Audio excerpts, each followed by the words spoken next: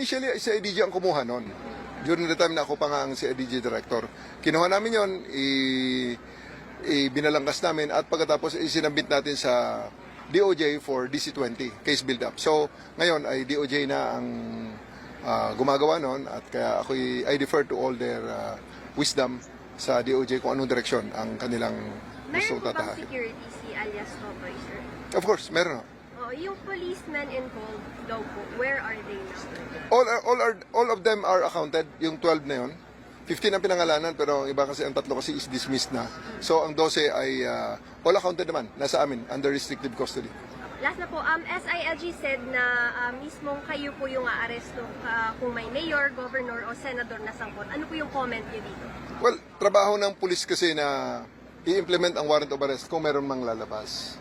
Kaya i-implement namin yan kung may lalabas na warrant of arrest in relation sa